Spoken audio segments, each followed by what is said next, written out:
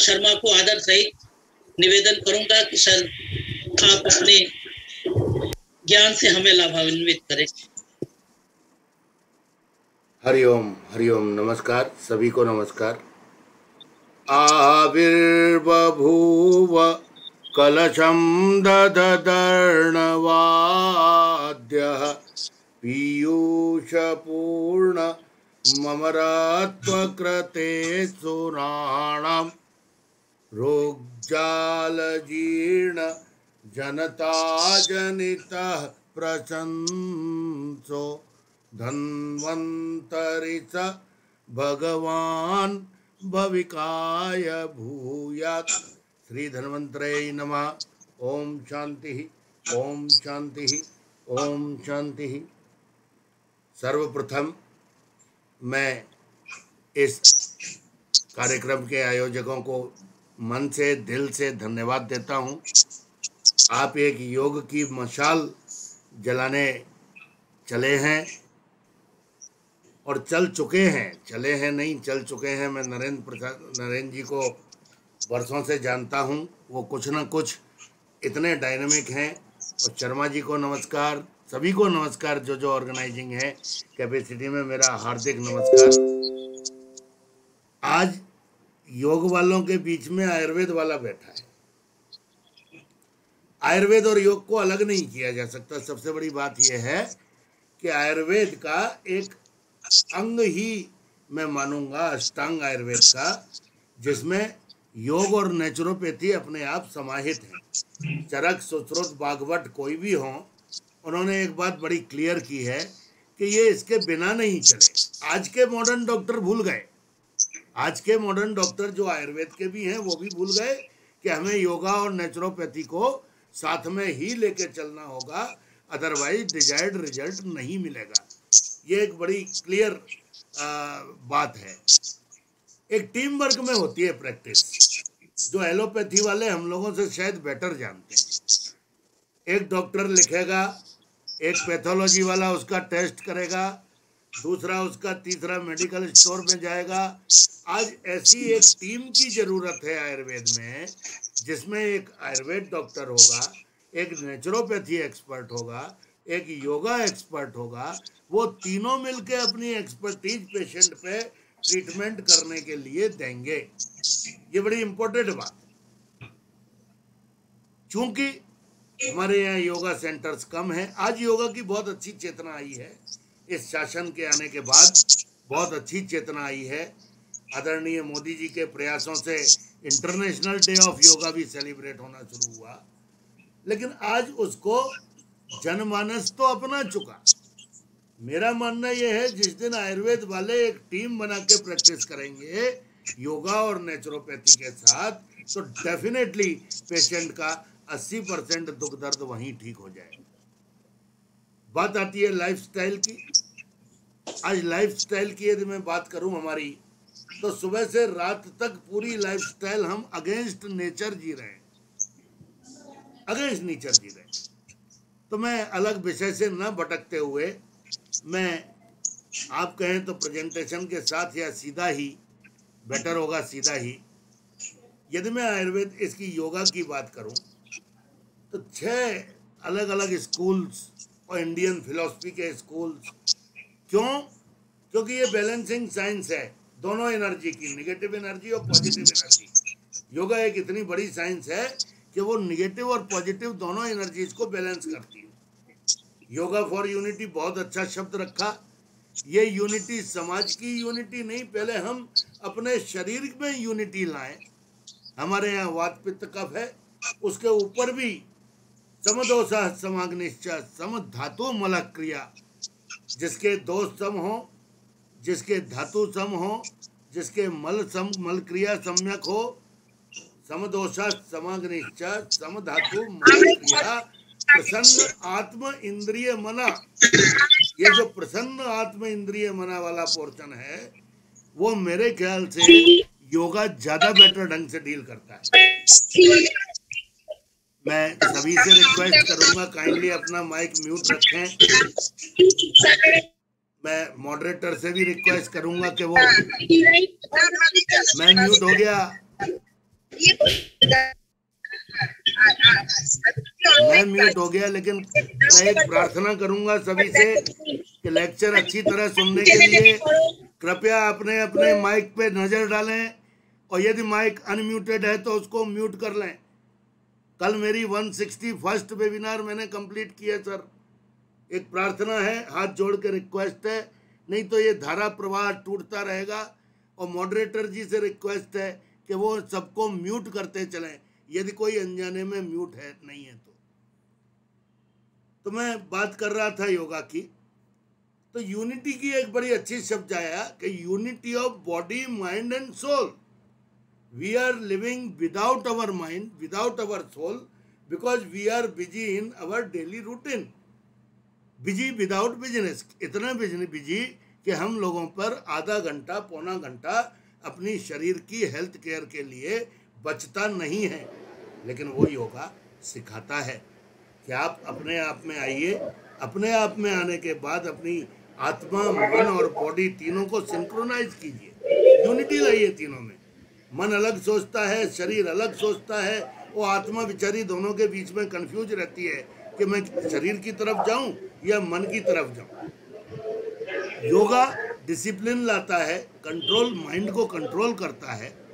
जो हमारी एक बंदर की चित्त वृत्ति रहती है उसको पूरा कंट्रोल करता है, और हमारे इमोशंस, जो हमारे भाव हैं, उनको क्लींस भी करता है, तामसिक विकारों को दूर करता है और माइंड को कंट्रोल करता है, रिफाइन करता है हमारे इमोशंस को। एक्सपेरिमेंटल साइंस है, इसमें कुछ भी अलग बात नहीं है।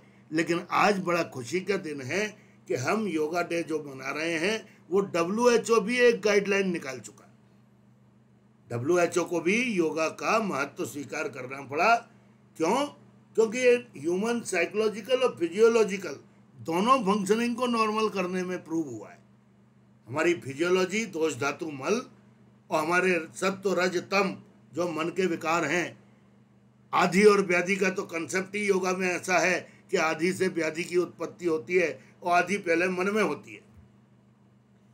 मोस्ट इंपॉर्टेंट एस्पेक्ट ये है कि हेल्थी होने से ज्यादा हेल्थी फील करना जरूरी है।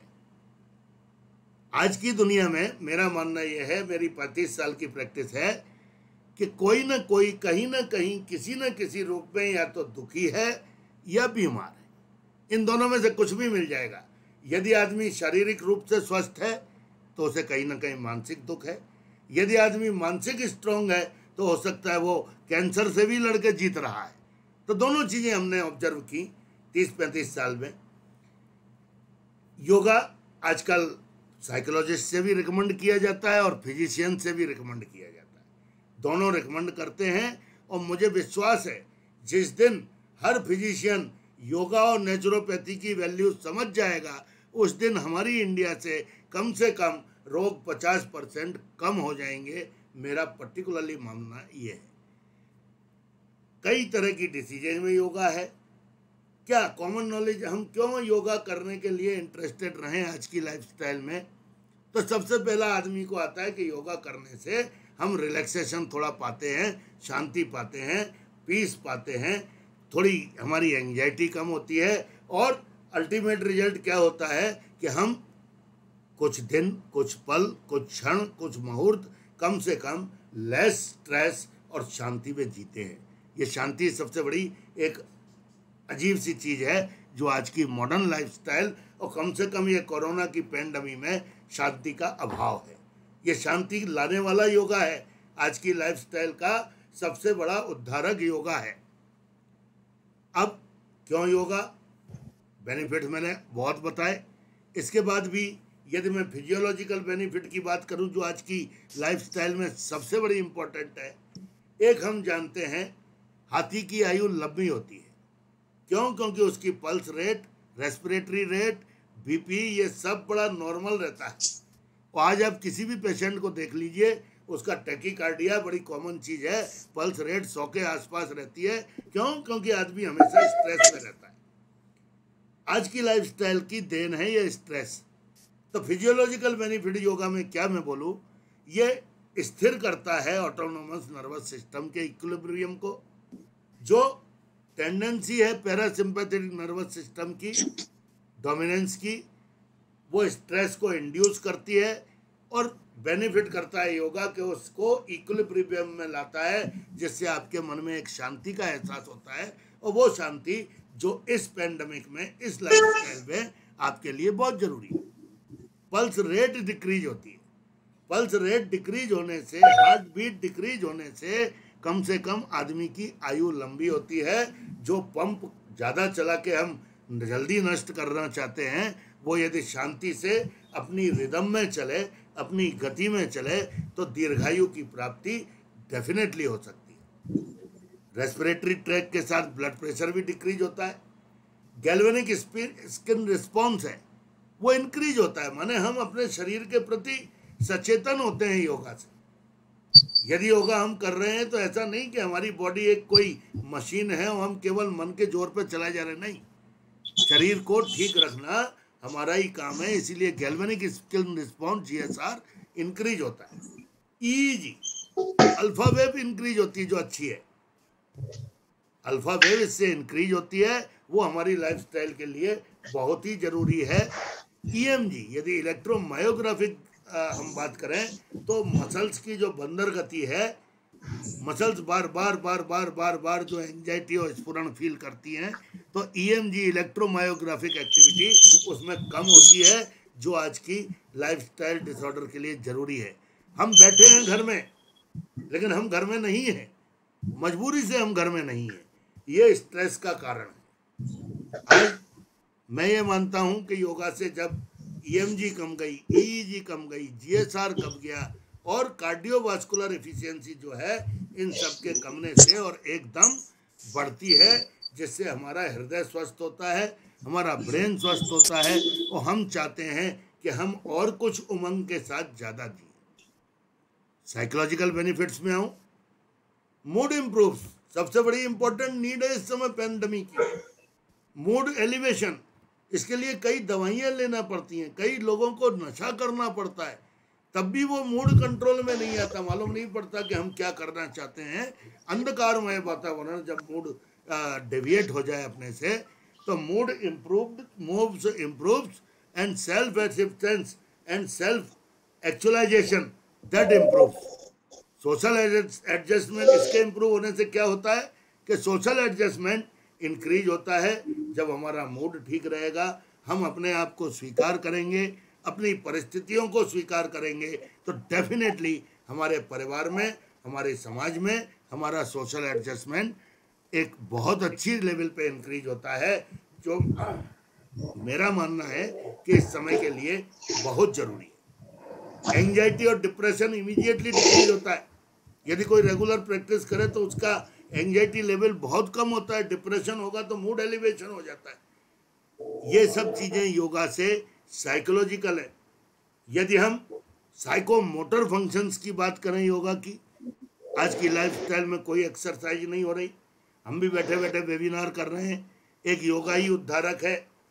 तो साइकोमोटर फंक्शन में यदि हम बात करें, तो जो हमारी उंगलियों की ग्रिप है पूरी, वो ग्रिप स्ट्रेंथ इंक्रीज होती है, और फाइन स्किल्स इंप्रूव होती हैं। जो फाइन स्किल्स हैं, हमारे विचार जो दबे हुए कहीं कोने में पड़े हैं, यदि योगा हम करने लगें और नेचुरोपैथी को अपनाने लगें, तो डेफिनेटली हमारी फाइन स्किल्स के इम्प्रूवमेंट के लिए ब्रेन पूरा क्लींज हो जाता है। आई हैंड कोऑर्डिनेशन इंप्रूव्स, ये भी एक साइकोलॉजिकल बेनिफिट है योगा का बहुत बड़ा। जब मन स्थिर रहता है तो आई का और हैंड का कोऑर्डिनेशन बहुत आपस में डिसइक्विलिब्रियम में होता है।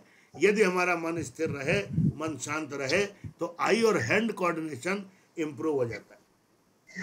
चॉइस रिएक्शन टाइम, जब हम किसी चीज को चुनने जाते हैं, अच्छे और बुरे में हम वो नीर क्षीर विवेक करने जब जाते हैं, तो वो हमारी योगा से इंप्रूव होती है कि हम नीर और क्षीर का विवेक, चॉइस रिएक्शन टाइम, ये इंप्रूव होता है, जिससे हम फास्ट डिसीजन लेने में जीवन में सफल होते हैं। डेप्थ परसेप्शन, हम अभी अपने लिए सोच ही नहीं रहे, हम जो भी सुबह से उठते हैं वो दूसरों के लिए सोच रहे हैं। यही हमारी लाइफस्टाइल का सबसे बड़ा डिफेक्ट है। सुबह से उठ के यदि आदमी 10-15 मिनट, आधा घंटा अपने लिए सोचे, तो डेफिनेटली उसको विचारों में, विचारों की गहराइयों में और अंदर डूबने में, कोई चीज़ नई निकालने में डेफिनेटली उसको एक बहुत बड़ी मदद मिलती है। और वो बैलेंस को इम्प्रूव करते हुए इंटीग्रेटेड फंक्शनिंग हो जाती है। जो यूनिटी की बात कर रहे थे हम, वो यूनिटी आत्मा में, मन में और इंद्रियों में, ये तीनों में जब यूनिटी हो जाती है तो आदमी फायदा पाता है, रोगों से भी फायदा पाता है, और यदि स्वस्थ है तो बहुत सारा अपने आप उसके काम निवड़ते जाते हैं। अब आती है बात कॉग्निटिव फंक्शन की। योगा क्या करता है ब्रेन में आके? अटेंशन इंप्रूव करता है, कंसंट्रेशन इंप्रूव करता है, मेमोरी इंप्रूव करता है, लर्निंग एफिशिएंसी इंप्रूव करता है, सिंबल कोडिंग, जो सिंबल्स हैं उनकी कोडिंग जो ब्रेन में होती है वो अपने आप इंप्रूव करता है। डेप्थ परसेप्शन की मैं बात कर ही चुका हूँ। और फ्यूजन फ्रीक्वेंसी इंप्रूव होती है, जो हम इम्पोर्टेंट मानते हैं किसी भी चीज़ को सीखने के लिए और टाइम पे निकालने के लिए। यदि हम ह्यूमन एग्जिस्टेंस पे बात करें तो फिजिकल में ये एंडोक्राइनल सिस्टम पे भी अच्छा काम करता है। यदि किसी को एंडोक्राइनल डिसऑर्डर्स हैं, चाहे वो थायराइड हो, चाहे वो आपकी डायबिटीज हो, चाहे वो पैंक्रियाटाइटिस से कोई प्रॉब्लम हो रही है वो हो, इसमें योगा की एक्सरसाइजेज का बहुत अच्छा रिसर्च में प्रभाव देखा गया है। मेंटल और स्पिरिचुअल, ये आप लोग मुझसे ज़्यादा जानते हैं। चार चीज़ें, चार करेक्टरिस्टिक ह्यूमन के जिन पे ये काम करता है। एक तो हर एक को हम विस्तार करने के लिए, ब्रह्मा ने भी ये विस्तार करने के लिए समाज की रचना की, सृष्टि की रचना की। तो एक्सपेंशन पहली डिजायर होती है, करेक्टर होता है ह्यूमन का कि मैं एक्सपेंड करूं, जहां तक मैं फैल सकता हूं वहां तक मेरी आवाज जानी चाहिए, जहां तक मेरी विचार जाने चाहिए, मेरे विचारों का सम्मान होना चाहिए। तो पहली चीज तो है एक्सपेंशन, विस्तारवाद। दूसरी है वननेस विथ कॉस्मिक एंटिटी, यद पिंडे तद ब्रह्मांडे। जो मेरे पिंड में है पंच महाभूत, वही मेरे ब्रह्मांड में है। मैं ब्रह्मांड से अलग नहीं हूं, ब्रह्मांड और मुझ में साम्य है। जो मेरी ट्रीटमेंट ब्रह्मांड के पंच महाभूतों से की जा सकती है, डेफिनेटली की जा सकती है। तो हम एकात्मवाद के, हम सृष्टि के अंश हैं, एक अंश हैं। और जब आदमी ये फील करना शुरू कर देता है तो उसके विचारों में राजसिक और तामसिक भावों की कमी होकर सात्विक भावों की उत्पत्ति होती है। जब ये दोनों हो गए, हमने एक्सपेंशन की भी सोची, हमने वननेस की भी सोची। आज पैंडेमिक में यही आप कर सकते हैं घर में बैठे बैठे। तो तीसरी चीज आती है जो पैंडेमिक में बड़ी काम आएगी, जब ये दो चीजें आप, एकात्मवाद, आप सृष्टि के साथ भी जुड़ गए, आपने देखा हमने विस्तार भी कर लिया, तो समथिंग नोबल, कुछ नोबल कीजिए। योगा का एक अच्छी तरह से भाव आता है कि हम कुछ ऐसा करें, अच्छा करें जो समाज के हित में हो। ये योगा का सबसे बड़ा करेक्टरिस्टिक ह्यूमन बीइंग्स पर आता है। और एंजॉय इन्फिनिट पीस, ये एक मानव का सबसे बड़ा डिजायर है। धनेशना, प्राणेशना, कामेशना, मोक्षेशना, ये ऐसी ऐषणाएं बताई हैं। तो आदमी की सबसे पहली बेसिक ऐषणा है कि हम शांति में रहें, जहाँ रहें वहाँ शांति में रहें, कलेश ना हो। अब साइकोसोमेटिक जो स्ट्रेस होता है, क्यों होता है? तो उसकी सबसे पहले आधि, जो हम अपने योग में आधि और व्याधि की बात करते हैं, तो पहले साइकिक फेज होती है, पहले मन से बीमारी शुरू होती है। ऐसा नहीं कि हर बीमारी मन से शुरू होती है, लेकिन जिन बीमारियों की ज़्यादा बहुतायत है आज समाज में, वो मन से शुरू होती हैं, उनकी साइकिक फेज पहले होती है। उसके बाद साइकोसोमेटिक फेज आती है, माने वो बीमारी मन से थोड़ी सी सरक के दोनों पे कब्जा कर लेती है। हम मन से सोचते सोचते शरीर को बीमार कर लेते।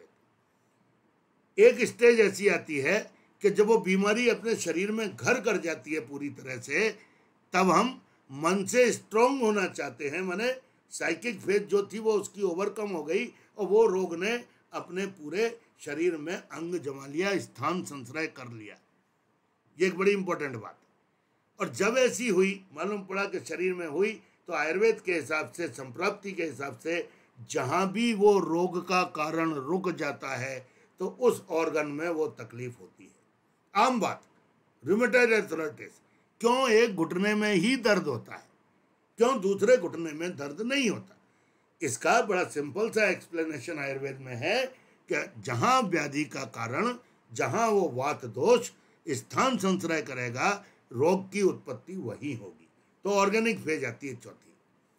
यदि मैं स्टैटिस्टिक्स की कुछ बात करूं इन योगा प्रैक्टिसेस की जो रिसर्च में प्रूव्ड हुई है, 64% दर्द कम होता है। ये मतलब रिसर्चेज हैं, इनके रेफरेंसेस भी मौजूद हैं। 89% कम दवाइयों की जरूरत पड़ती है। जो रोगी ज़्यादा दवाइयाँ ले रहे थे उन्हें योगा और नेचुरोपैथी पे लाया गया तो मालूम पड़ा 90% के लगभग उनकी दवाइयाँ बच गई। तो ये हमारी इकोनॉमी को भी बूस्ट करने वाली चीज़ है कि हमारी यदि एलोपैथिक दवाइयों पे आधार भूतता बढ़ती कम होती है तो हमारी देश की इकोनॉमी डेफिनेटली इम्प्रूव होगी। 77% इम्प्रूव्ड रेंज ऑफ मोशन, जो गतियाँ थी, गतिविधियाँ थी, उनमें हमारा जो कसमसाहट थी वो खत्म हो जाती है।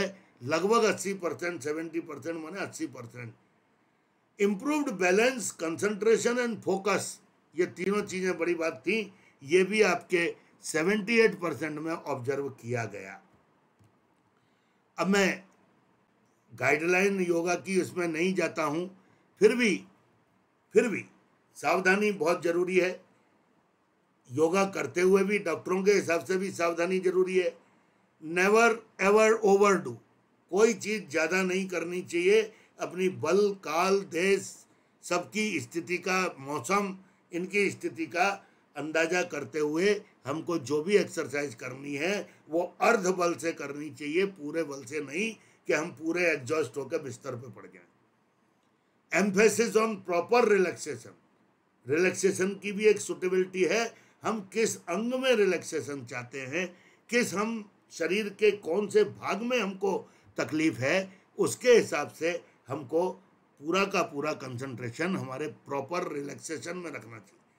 योगा जिम नहीं है कि आप जितना ज़्यादा से ज़्यादा करेंगे उतने 6 पैक बनेंगे, ऐसा ये 6 पैक बनाने का प्रॉब्लम नहीं है। लेकिन जो भी हम करें प्रॉपर रिलैक्सेशन के लिए करें, अर्ध बल से करें, और स्पेशल अटेंशन हमारा रहना चाहिए उस समय कि हमारा बाउल मूवमेंट जो है वो बाउल मूवमेंट योगा के बाद कैसा है, कंसंट्रेशन रहना चाहिए। अपने आप को किसी न किसी एनी फेवरेट एक्टिविटी में बिजी रखना चाहिए, शांति से योगा के समय में योगा निकालना चाहिए। और कोई भी यदि ज़्यादा विघ्न बाधा हो जाए तो डेफिनेटली, जैसे हम ओवर अजीर्ण से, और एक लंघन बताया है कि अजीर्ण के बाद लंघन करना जरूरी है, तो ऐसे हम उसमें थोड़ा पॉज भी दे सकते हैं। हम जिद में, सपोज वो रूमेटॉइड अर्थराइटिस का घुटना है, ऑस्टियो अर्थराइटिस भी है वहाँ एक घुटने में, और हम फिर भी जिद में कोई भी वीडियो देख के यदि गलत योगा करते जा रहे हैं तो वहाँ की अस्थियों को, वहाँ के मांसपेशियों को, वहाँ के टिश्यूज को, ऊतकों को, इनको सबको नुकसान पहुँचने की बात है। अब मैं थोड़ा नज़रिया अपना ट्रेडिशनल एंगल पे जाऊँ। योग वशिष्ठ में आधि और व्याधि का बड़ा क्लियर कट वर्णन है। आधि और व्याधि, जैसा मैंने कहा, आधि आपकी मानसिक रूप से शुरू होती है, डिस्टर्ब्ड माइंड उसका कारण है, और व्याधि जो साइकोसोमेटिक या सोमेटिक या ऑर्गेनिक डिसीजेज हैं वो उसके कारण उत्पन्न होती है। महर्षि पतंजलि ने भी व्याधि को एक बहुत बड़ी रुकावट माना है इंडिविजुअल पर्सनालिटी के इंटीग्रेशन में, और हमारे यहाँ भी कहा है, शरीरम इह खलु धर्मार्थ काम मोक्ष साधनम। यदि आपका शरीर ठीक नहीं है तो धर्म, अर्थ, काम, मोक्ष ये सब आपके लिए फालतू की बातें हैं। ना आप धर्म कर पाओगे, ना अर्थ उपार्जन कर पाओगे, ना वो काम कर पाओगे, सेक्सुअली आप वीक होगे, और मोक्ष तो मिलने की गुंजाइश नहीं है क्योंकि आपको स्ट्रेस वहाँ लेटे लेटे बहुत ज़्यादा हो चुका। जो माइंड का डिस्टर्ब है, जिसे हम विक्षेप कहते हैं, वो दुख के रूप में हमारे शरीर में एंट्री मारता है, दौर्मन्य होता है, डिजेक्शन होता है, दो में मनों में टकराव पैदा होता है, अंग में आता है, ट्रेमर्स मसल्स में शुरू हो जाते हैं, एक के बाद एक साइकोसोमेटिक रिएक्शन जो आपके योगा के ऋषियों ने हजारों साल पहले से बताई हुई। अल्टीमेटली क्या होता है कि श्वास प्रश्वास आपकी डिफिकल्ट डिस्टर्बेंस ब्रीदिंग में शुरू हो जाता है, जो सबसे बड़ी गड़बड़ है। आजकल तो COPD, डिस्टर्बेंस इन ब्रीदिंग, यही सब चीज़ों में हम लोगों को उलझाया जा रहा है। और एक कोरोना जैसे वायरस को अभी 5 साल चलाया जाएगा, और ये 5 साल आपके योगा और नेचुरोपैथी और आयुर्वेद के लिए बड़े सर्वोत्तम गोल्डन काल के रूप में जाने जाएंगे। क्यों? क्योंकि जो नेगेटिव मार्केटिंग है उसे पॉजिटिविटी में कन्वर्ट करने का साहस केवल योगा, आयुर्वेद और नेचुरोपैथी में है। भगवत गीता में यदि बात करें तो योगा जो है पूरे चित्तवृत्ति निरोध के हिसाब से पूरे के पूरे फिजिकल होम्योस्टेटिस और मेंटल इक्विनिमिटी, मानसिक का और शारीरिक स्तर में जो बैलेंस है, हार्मोनी है बॉडी और माइंड के बीच में, उसको ये इम्प्रूव करता है। यदि हम हठ योग प्रदीपिका की बात कर लें तो उसने बड़ा स्पष्ट कह दिया कि ये सबकी व्याधियों को कम करने में मदद करता है, और जो स्वास्थ्य है उसको बढ़ाने में ये बहुत ही अच्छा साधन है। इसे हर एक को अपनाना चाहिए, लेकिन avoid to the rules and regulations properly. ये नहीं है कहीं भी नचना शुरू कर दिया और मालूम पड़ा कि हमारे जॉइंट में और तकलीफ हो गई। तो हमेशा एक योगा थेरेपिस्ट की गाइडेंस में, नेचुरोपैथिस्ट की गाइडेंस में ये सब चीज़ें आदमी को डेफिनेटली करना चाहिए। बुद्ध, वो भी ग्रेट फिजिशियन थे, उन्होंने कहा withdraw the mind from the body, अपने माइंड को अपनी बॉडी से हटाओ। क्यों? क्योंकि यदि आपकी शरीर बीमार पड़ जाएगा तो कम से कम मन तो उस समय साथ देगा। ये एक अलग थ्योरी हुई बिल्कुल, जो अभी तक बातें चल रही थी। हम योगा की बात कर रहे थे यूनिटी के लिए, unity for body, mind and soul. Buddha ji थोड़ा सा अलग करके एक विवेचन कर गए, लेकिन बहुत अच्छा विवेचन कर गए। जैसा मेरा कहना था कि यदि आदमी बीमार पड़ जाता है तो वो मन के जोर से जिंदा रहता है, और मन के जोर से, मनोबल से वो बड़ी से बड़ी बीमारियों से टकराने का अपने में हौसला, मादा, साहस एक डेवलप कर लेता है। ये एक बुद्ध जी की सीख थी। सीनियर्स के लिए यदि मैं योगा की बात करूं तो बहुत ही गुण है, अद्भुत गुण है। 40 से ऊपर जो भी पहुंच गया डेफिनेटली उसको कहीं ना कहीं योगा में जुड़ जा, योग में योग हो जाना चाहिए। नेचुरोपैथी की गाइडेंस लेनी चाहिए।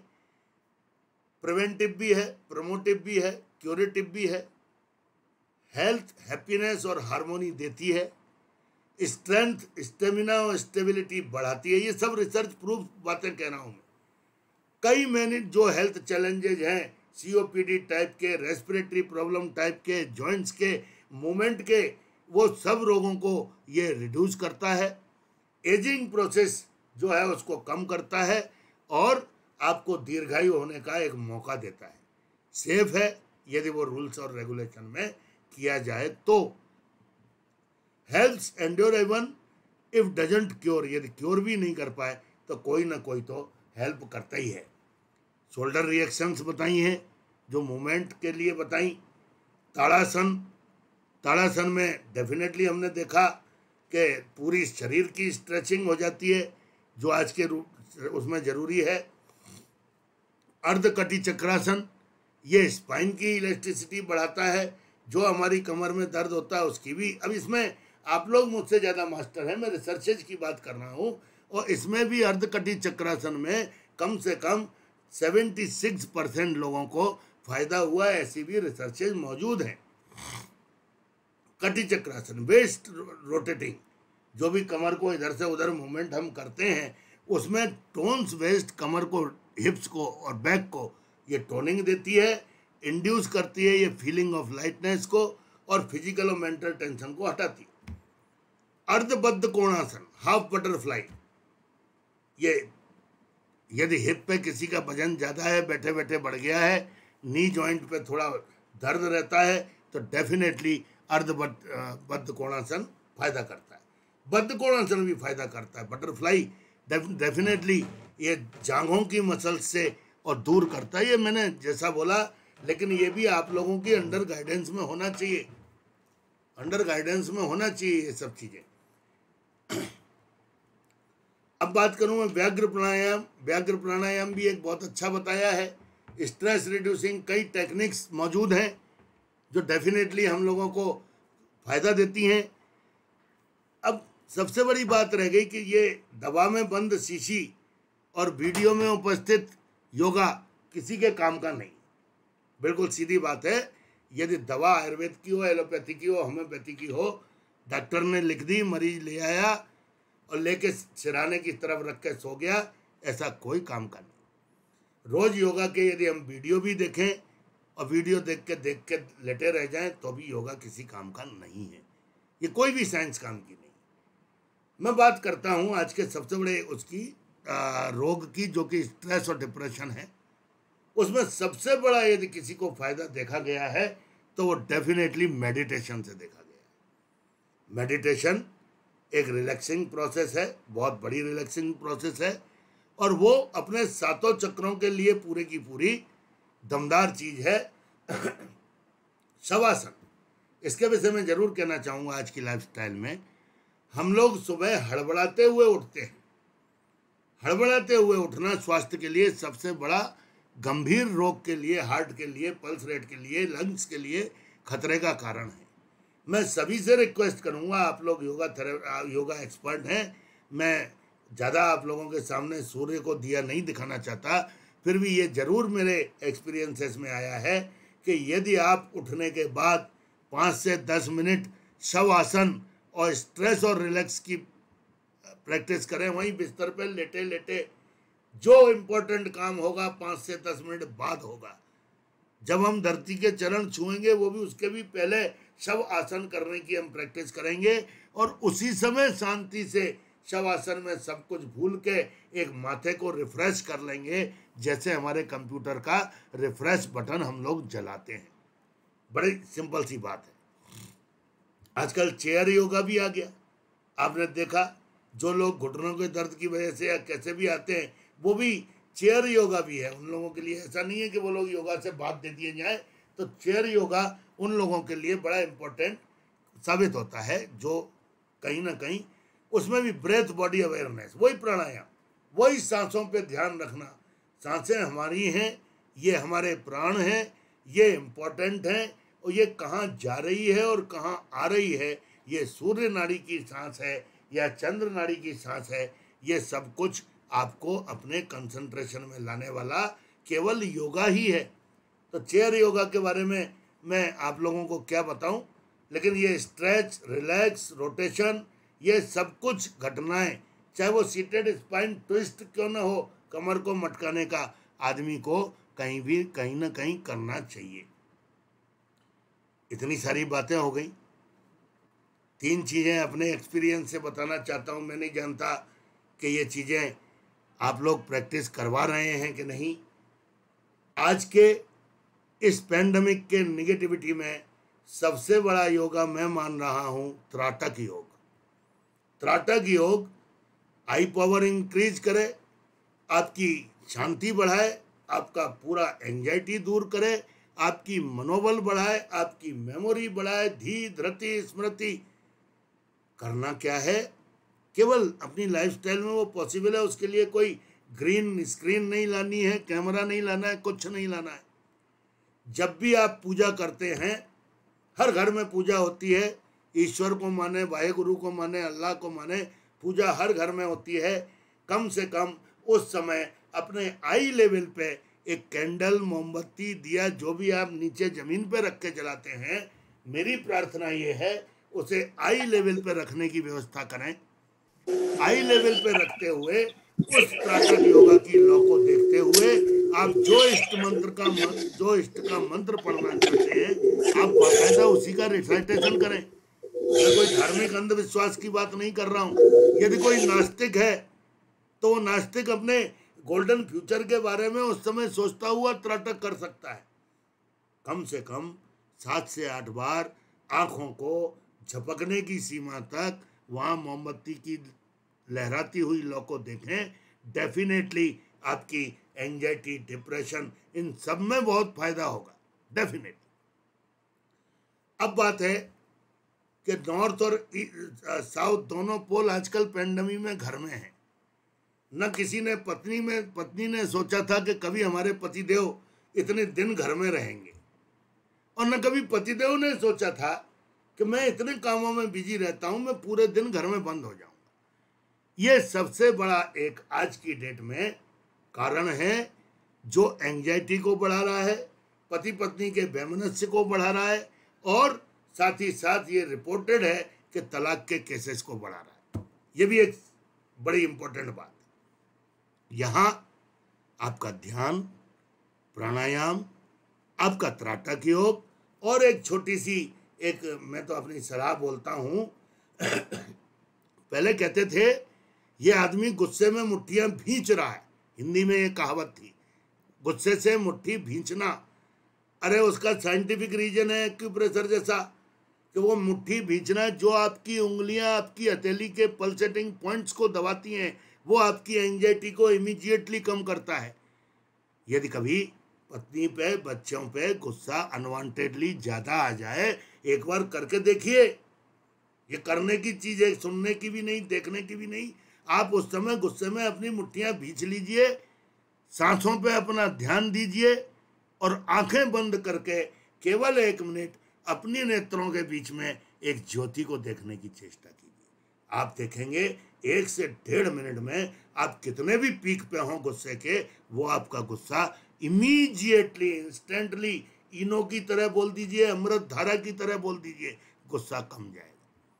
फर्क ये होगा उससे, लाभ ये होगा उससे कि जो परिवार में तनाव बढ़ने वाला था, वो परिवार का तनाव, वो बच्चे का तनाव, वो पत्नी का तनाव, सबका तनाव कम होगा। हम रेस्टफुली अपनी लाइफस्टाइल को जी सकते हैं। बड़ी सिंपल सी बात है। कहीं भी मैंने ऐसी कोई चीज नहीं बताई जो हम लोग कहीं दूर जाना पड़े। नंबर 1 त्राटक योग, नंबर 2 ध्यान, अपनी श्वासों पे अपना, कहीं भी हो सकता है। मैंने अनुपम खेर को देखा, अनुपम खेर बड़ा गुस्से वाला है, वो कहीं भी गुस्सा हो जाता है, तो उसके एक हैबिट बना ली उसने, ओम नमः शिवाय, ओम नमः शिवाय, ओम नमः शिवाय, ओम नमः शिवाय करता उस समय। ये बड़ा अजीब लगा, लेकिन आपकी अदालत में आया और कई स्टेज में प्रोग्राम में देखा, तो वो जब गुस्सा आता है उसको कुछ भी, तो वो बस ओम नमः शिवाय, ओम नमः शिवाय, ओम नमः शिवाय, ओम नमः शिवाय करके अपना गुस्सा शांत कर लेता है। और लोग भी, सामने वाले भी समझ जाते हैं कि भैया आप सावधान रहो, क्योंकि ये खतरे वाला बम फटने वाला है।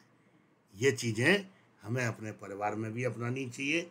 मैं नहीं जानता मेरे लिए समय कितना बाकी है, मैं बहुत कुछ बोल चुका। अब योगाचार्यों के बीच में बोला हूँ, मुझे क्षमा कीजिएगा मैं यदि कुछ अतिशयोक्ति कर गया हूँ, लेकिन जो भी बोला मन से बोला, और रिसर्च प्रूव्ड है ये। सबसे पहले एक पार्वती विद्यापीठ से और आपकी ऑल इंडिया प्राकृतिक चिकित्सा बोर्ड से एक करबद्ध अनुरोध करना चाहता हूँ, एक टीम वर्क पे हम ध्यान दें। हर आयुर्वेद डॉक्टर के साथ एक योगा एक्सपर्ट और एक नेचुरोपैथी एक्सपर्ट जिस दिन जुड़ जाएगा, उस दिन मेरे आयुर्वेद का भी भला होगा, योगा का भी भला होगा, नेचुरोपैथी का भी भला होगा, और इन तीनों से हमारे समाज का भला होगा, मेरा ऐसा मानना है। बहुत बहुत धन्यवाद, बहुत बहुत धन्यवाद। बहुत बहुत धन्यवाद सर जी,